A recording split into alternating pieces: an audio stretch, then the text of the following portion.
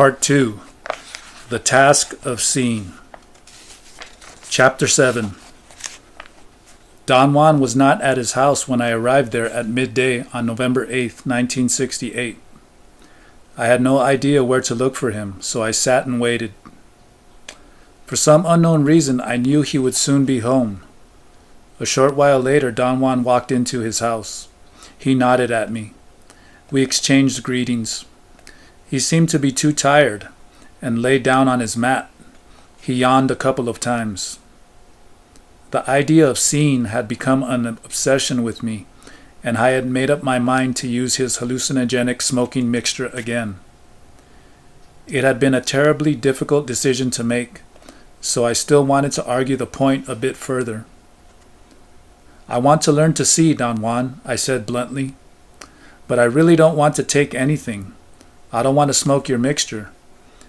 Do you think there is any chance I could learn to see without it?" He sat up, stared at me for a moment, and lay down again. "No," he said, "you will have to use the smoke." "But you said I was on the verge of seeing with Don Gennaro." "I meant that something in you was glowing as though you were really aware of Gennaro's doings, but you were just looking. Obviously there is something in you that resembles seeing, but it isn't. You're plugged up and only the smoke can help you." "Why does one have to smoke? Why can't one simply learn to see by oneself? I have a very earnest desire. Isn't that enough?" "No, it's not enough. Seeing is not so simple, and only the smoke can give you the speed you need to catch a glimpse of that fleeting world. Otherwise you will only look." "What do you mean by a fleeting world?"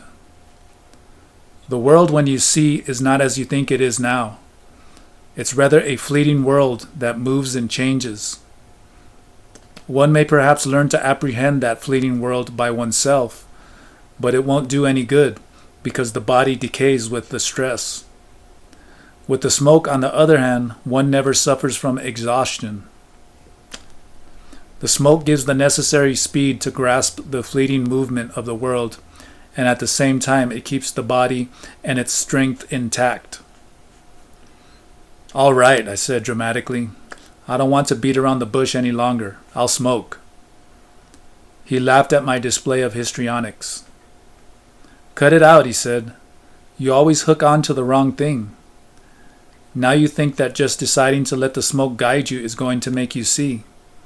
There's much more to it. There was always much more to anything."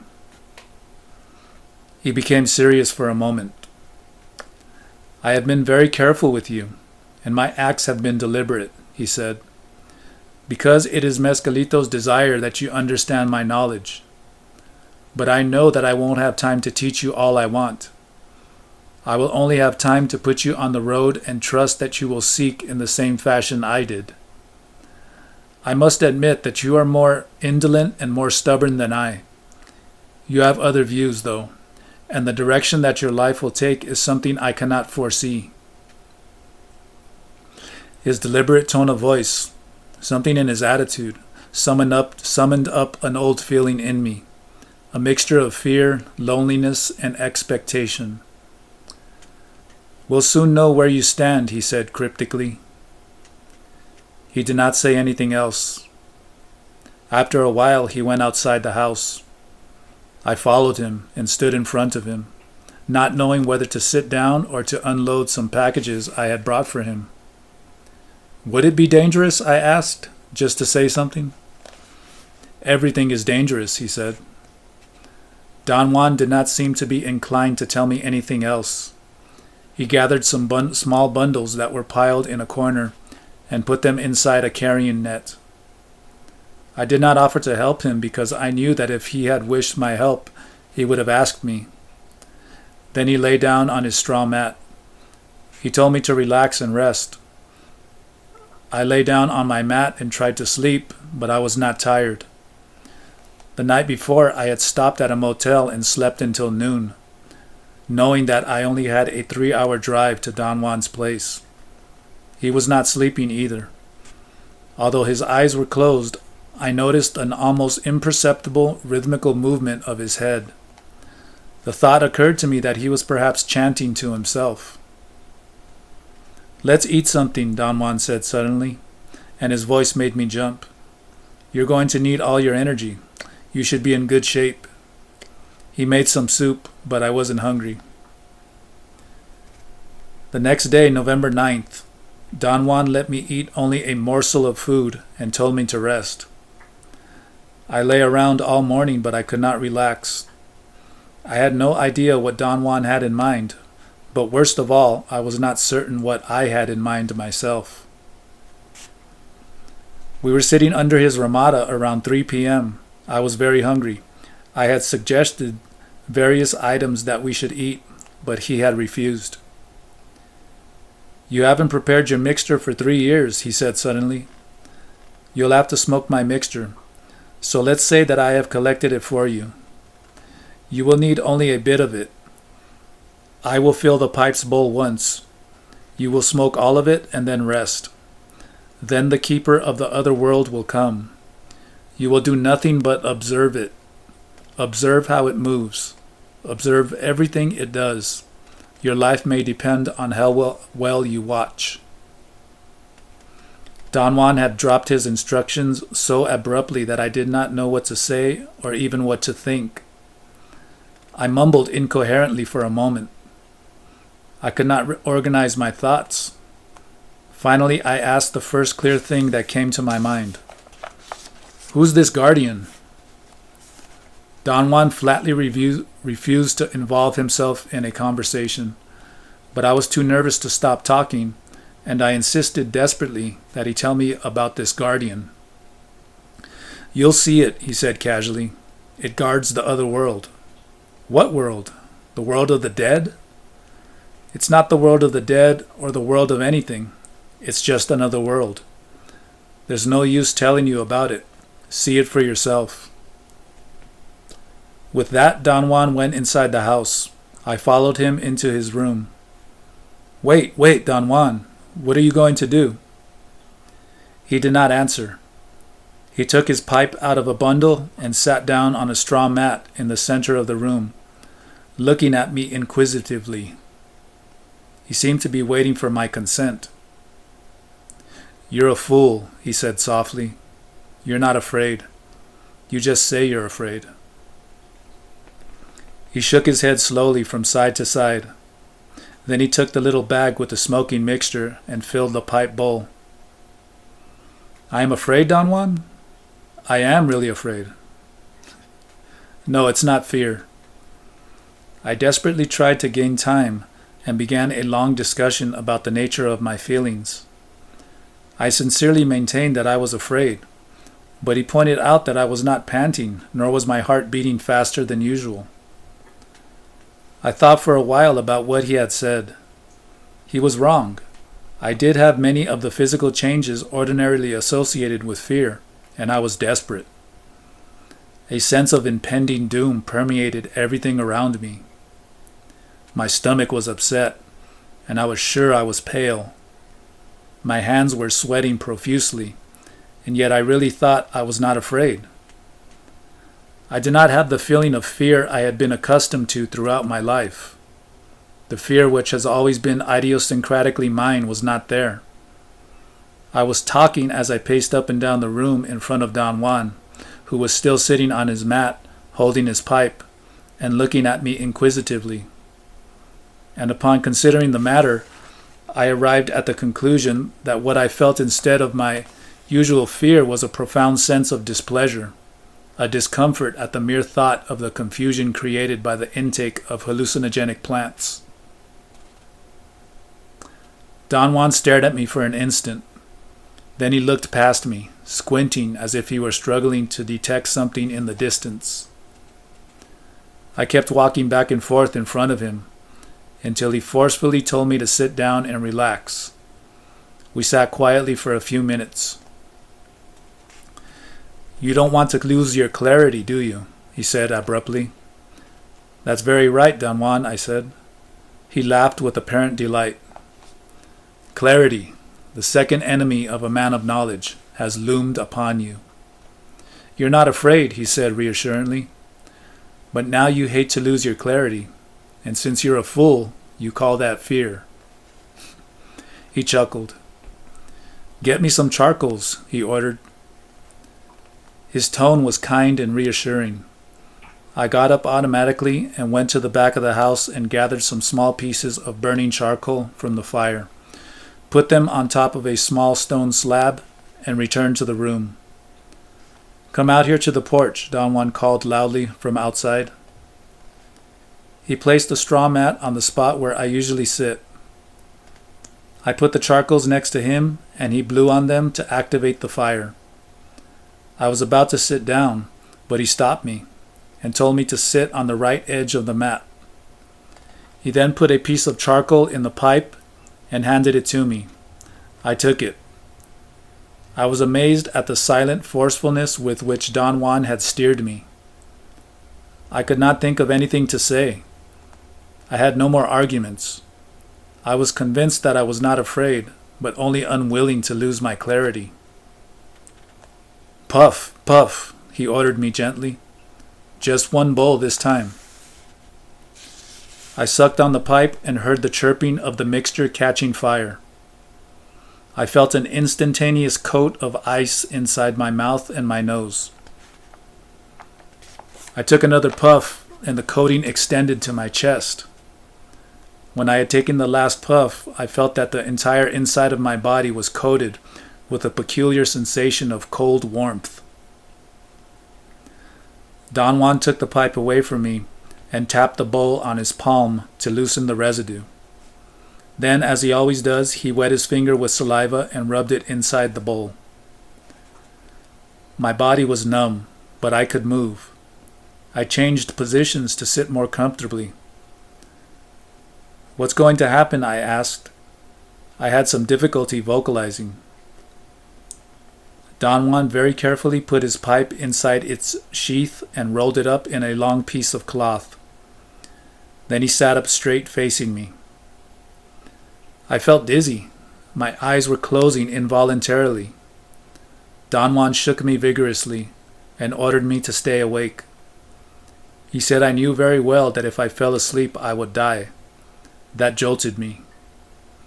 It occurred to me that Don Juan was probably just saying that to keep me awake. But on the other hand, it also occurred to me that he might be right.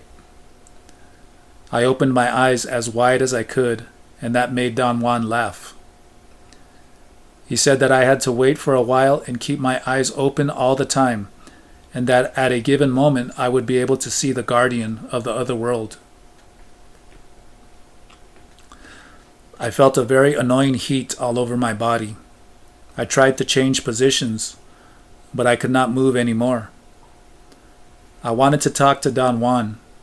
The words seemed to be so deep inside of me that I could not bring them out. Then I tumbled on my left side and found myself looking at Don Juan from the floor. He leaned over and ordered me in a whisper not to look at him but to stare fixedly at a point on my mat, which was directly in front of my eyes. He said that I had to look with one eye, my left eye, and that sooner or later I would see the guardian.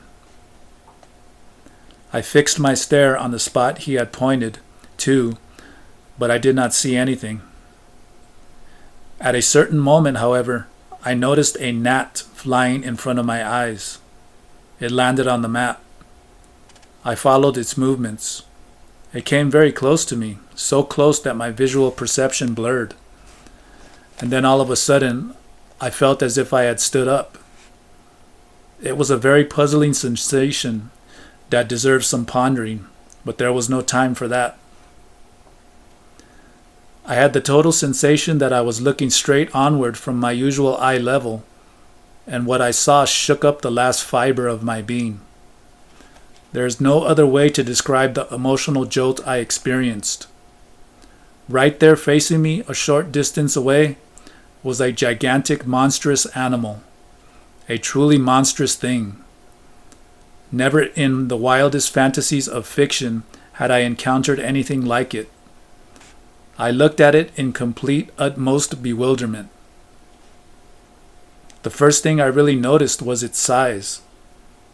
I thought for some reason that it must be close to 100 feet tall. It seemed to be standing erect, although I could not figure out how it stood. Next, I noticed that it had wings, 2 short wings, wide wings. At that point, I became aware that I insisted on examining the animal as if it were an ordinary sight. That is, I looked at it. However, I could not really look at it the way I was accustomed to looking. I realized that I was rather noticing things about it, as if the picture were becoming more clear as parts were added. Its body was covered with tufts of black hair. It had a long muzzle and was drooling. Its eyes were bulgy and round, like 2 enormous white balls. Then it began to beat its wings. It was not the flapping motion of a bird's wings, but a kind of flickering, vibratory tremor. It gained speed and began circling in front of me. It was not flying, but rather skidding with astounding speed and agility, just a few inches above the ground. For a moment, I found myself engrossed in watching it move. I thought that its movements were ugly, and yet its speed and easiness were superb. It circled twice in front of me, vibrating its wings, and whatever was drooling out of its mouth flew in all directions. Then it turned around and skidded away at an incredible speed until it disappeared in the distance. I stared fixedly in the direction it had gone because there was nothing else I could do. I had a most peculiar sensation of being incapable of organizing my thoughts coherently. I could not move away. It was as if I were glued to the spot. Then I saw something like a cloud in the distance. An instant later, the gigantic beast was circling again at full speed in front of me. Its wings cut closer and closer to my eyes until they hit me. I felt that its wings had actually hit whatever part of me was there. I yelled with all my might in the midst of one of the most excruciating pains I have ever had. The next thing I knew, I was seated on my mat and Don Juan was rubbing my forehead. He rubbed my arms and legs with leaves. Then he took me to an irrigation ditch behind his house, took off my clothes and submerged me completely, then pulled me out and submerged me over and over again. As I lay on the shallow bottom of the irrigation ditch, Don Juan pulled up my left foot from time to time and tapped the sole gently. After a while, I felt a ticklishness. He noticed it and said that I was all right. I put on my clothes and we returned to his house. I sat down again on my straw mat and tried to talk, but I felt I could not concentrate on what I wanted to say, although my thoughts were very clear. I was amazed to realize how much concentration was necessary to talk. I also noticed that in order to say something, I had to stop looking at things. I had the impression that I was entangled at a very deep level, and when I wanted to talk, I had to surface like a diver. I had to ascend as if pulled by my words. Twice I went as far as clearing my throat in a fashion which was perfectly ordinary. I could have said then whatever I wanted to, but I did not. I preferred to remain at the strange level of silence where I could just look. I had the feeling that I was beginning to tap what Don Juan had called seeing, and that made me very happy. Afterwards, Don Juan gave me some soup and tortillas and ordered me to eat. I was able to eat without any trouble and without losing what I thought to be my power of seeing. I focused my gaze on everything around me. I was convinced I could see everything, and yet the world looked the same to the best of my assessment. I struggled to see until it was quite dark. I finally got tired and lay down and went to sleep. I woke up when Don Juan covered me with a blanket. I had a headache and I was sick to my stomach. After a while I felt better and slept soundly until the next day. In the morning I was myself again. I asked Don Juan eagerly, "What happened to me?" Don Juan laughed coyly. You went to look for the keeper, and of course you found it, he said. But what was it, Don Juan? The guardian, the keeper, the sentry of the other world, Don Juan said factually. I intended to relate to him the details of the portentous and ugly beast, but he disregarded my attempt, saying that my experience was nothing special, that any man could do that. I told him that the guardian had been such a shock to me that I really had not yet been able to think about it. Don Juan laughed and made fun of what he called an overdramatic bent of my nature. That thing, whatever it was, hurt me, I said. It was as real as you and I. Of course it was real. It caused you pain, didn't it? As I recollected my experience, I grew more excited. Don Juan told me to calm down.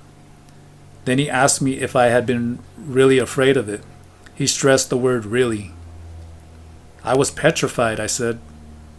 Never in my life have I experienced such an awesome fright. Come on, he said, laughing. You were not that afraid.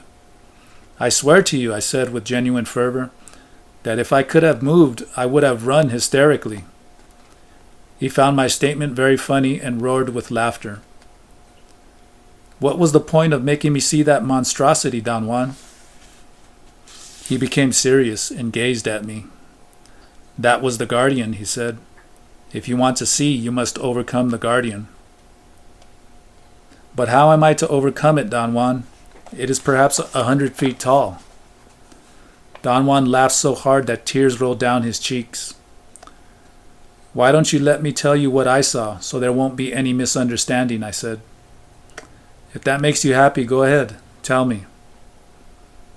I narrated everything I could remember, but that did not seem to change his mood. Still, that's nothing new, he said, smiling. But how do you expect me to overcome a thing like that? With what? He was silent for quite a while. Then he turned to me and said, You were not afraid, not really. You were hurt, but you were not afraid. He reclined against some bundles and put his arms behind his head. I thought he had dropped the subject. You know, he said suddenly, looking at the roof of the Ramada, every man can see the guardian. And the guardian is sometimes for some of us an awesome beast as high as the sky. You're lucky. For you, it was only 100 feet tall. And yet its secret is so simple. He paused for a moment and hummed a Mexican song. The guardian of the other world is a gnat, he said slowly, as if he were measuring the effect of his words. I beg your pardon? The guardian of the other world is a gnat, he repeated. What you encountered yesterday was a gnat, and that little gnat will keep you away until you overcome it. For a moment I did not want to believe what Don Juan was saying, but upon recollecting the sequence of my vision, I had to admit that at a certain moment I was looking at a gnat, and an instant later a sort of mirage had taken place, and I was looking at the beast.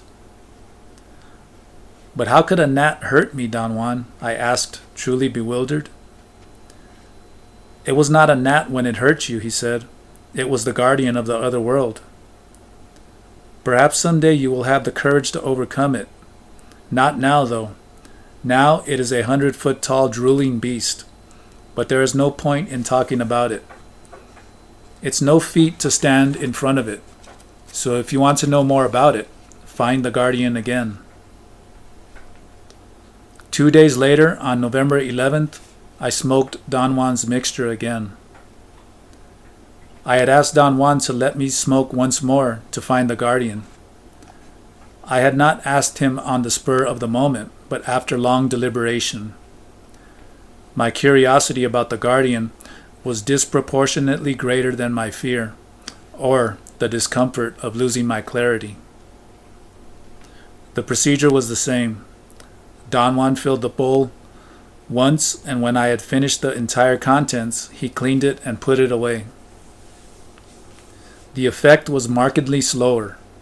When I began to feel a bit dizzy, Don Juan came to me and, holding my head in his hands, helped me to lie down on my left side. He told me to stretch my legs and relax, and then helped me put my right arm in front of my body, at the level of my chest. He turned my hand so the palm was pressing against the mat, and let my weight rest on it. I did not do anything to help or hinder him, for I did not know what he was doing. He sat in front of me and told me not to be concerned with anything. He said that the guardian was going to come and that I had a ringside seat to see it. He also told me in a casual way that the guardian could cause great pain, but that there was one way to avert it. He said that 2 days before he had made me sit up, and when he judged I had had enough,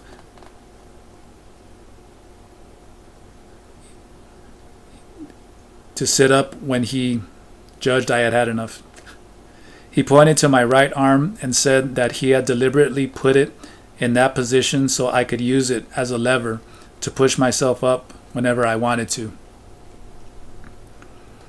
By the time he had finished telling me all that, my body was quite numb. I wanted to call to his attention the fact that it would be impossible for me to push myself up because I had lost control of my muscles. I tried to vocalize the words, but I could not. He seemed to have anticipated me, however, and explained that the trick was in the will.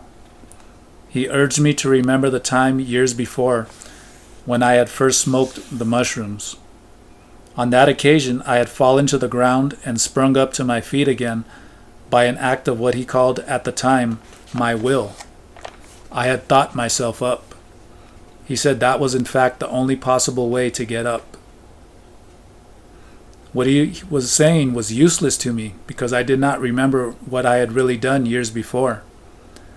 I had an overwhelming sense of despair and closed my eyes. Don Juan grabbed me by the hair, shook my head vigorously, and ordered me imperatively not to close my eyes. I not only opened my eyes, but I did something I thought was astonishing. I actually said, "I don't know how I got up that time." I was startled. There was something very monotonous about the rhythm of my voice, but it was plainly my voice, and yet I honestly believed I could not have said that, because a minute before I had been incapable of speaking. I looked at Don Juan. He turned his face to one side and laughed. "I didn't say that," I said. And again I was startled by my voice. I felt elated. Speaking under these conditions became an exhilarating process. I wanted to ask Don Juan to explain my talking, but I found I was again incapable of uttering one single word. I struggled fiercely to voice my thoughts, but it was useless. I gave up, and at that moment, almost involuntarily, I said, "Who's talking? Who's talking?" That question made Don Juan laugh so hard that at one point he bobbed on his side.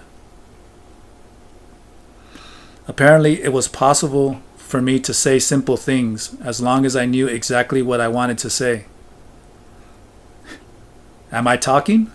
Am I talking?" I asked. Don Juan told me that if I did not stop horsing around, he was going to go out and lie down under the ramada and leave me alone with my clowning. "It isn't clowning," I said. I was very serious about that. My thoughts were very clear. My body, however, was numb. I did not feel it. I was not suffocated, as I had once been in the past under similar conditions. I was comfortable because I could not feel anything. I had no control whatever over my voluntary system, and yet I could talk. The thought occurred to me that if I could talk, I could probably stand up as Don Juan had said. "Up," I said in English, and in a flicker of an eye, I was up. Don Juan shook his head in disbelief and walked out of the house. "Don Juan!" I called out 3 times. He came back. "Put me down," I said. "Put yourself down," he said. "You seem to be doing very well." I said down, and suddenly I lost sight of the room. I could not see anything. After a moment, the room and Don Juan came back again into my field of vision. I thought that I must have lain down with my face to the ground, and he had grabbed me by the hair and lifted my head. "Thank you," I said in a very slow monotone. "You are welcome," he replied, mocking my tone of voice, and had another attack of laughter. Then he took some leaves and began rubbing my arms and feet with them. "What are you doing?" I asked. "I'm rubbing you," he said, imitating my painful monotone. His body convulsed with laughter. His eyes were shiny and very friendly. I liked him. I felt that Don Juan was compassionate and fair and funny. I could not laugh with him, but I would have liked to. Another feeling of exhilaration invaded me, and I laughed. It was such an awful sound that Don Juan was taken aback for an instant. "I better take you to the ditch," he said, "or you're going to kill yourself clowning." He put me up on my feet and made me walk around the room. Little by little I began to feel my feet and my legs, and finally my entire body. My ears were bursting with a strange pressure. It was like the sensation of a leg or an arm that has fallen asleep. I felt a tremendous weight on the back of my neck, and under the scalp on the top of my head. Don Juan rushed me to the irrigation ditch at the back of his house. He dumped me there fully clothed. The cold water reduced the pressure and the pain by degrees until it was all gone. I changed my clothes in the house and sat down, and I again felt the same kind of aloofness, the same desire to stay quiet. I noticed this time, however, that it was not clarity of mind or a power to focus. Rather, it was a sort of melancholy and a physical fatigue. Finally, I fell asleep. November 12th, 1968. This morning, Don Juan and I went to the nearby hills to collect plants.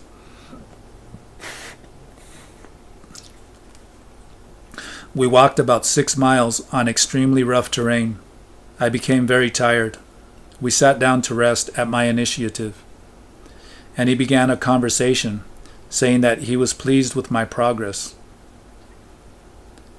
"I know now that it was I who talked," I said, "but at the time I could have sworn it was someone else." "It was you, of course," he said. "How come I couldn't recognize myself?" "That's what the little smoke does. One can talk and not notice it, or one can move thousands of miles and not notice that either. That's also how one can go through things. The little smoke removes the body, and one is free, like the wind. Better than the wind. The wind can be stopped by a rock or a wall or a mountain. The little smoke makes one as free as the air, perhaps even freer. The air can be locked in a tomb and become stale. But with the aid of the little smoke, one cannot be stopped or locked in." Don Juan's words unleashed a mixture of euphoria and doubt. I felt an overwhelming uneasiness, a sensation of undefined guilt. "Then one can really do all those things, Don Juan? What do you think? You would rather think you're crazy, wouldn't you?" he said cuttingly. "Well, it's easy for you to accept all those things. For me, it's impossible. It's not easy for me. I don't have any more privileges than you. Those things are equally hard for you, or for me, or for anyone else to accept. But you are at home with all this, Don Juan." "Yes, but it cost me plenty. I had to struggle, perhaps more than you ever will. You have a baffling way of getting everything to work for you. You have no idea how hard I had to toil to do what you did yesterday. You have something that helps you every inch of the way. There is no other possible explanation for the manner in which you learn about the powers. You did it before with Mescalito. Now you have done it with the little smoke. You should concentrate on the fact that you have a great gift and leave other considerations on the side." You make it sound so easy, but it isn't. I'm torn inside. You'll be in one piece again soon enough. You have not taken care of your body, for one thing. You're too fat. I didn't want to say anything to you before. One must always let others do what they have to do. You were away for years. I told you that you would come back, though, and you did. The same thing happened to me. I quit for 5.5 years. Why did you stay away, Don Juan? For the same reason you did. I didn't like it. Why did you come back? For the same reason you have come back yourself. Because there is no other way to live. That statement had a great impact on me, for I had found myself thinking that perhaps there was no other way to live.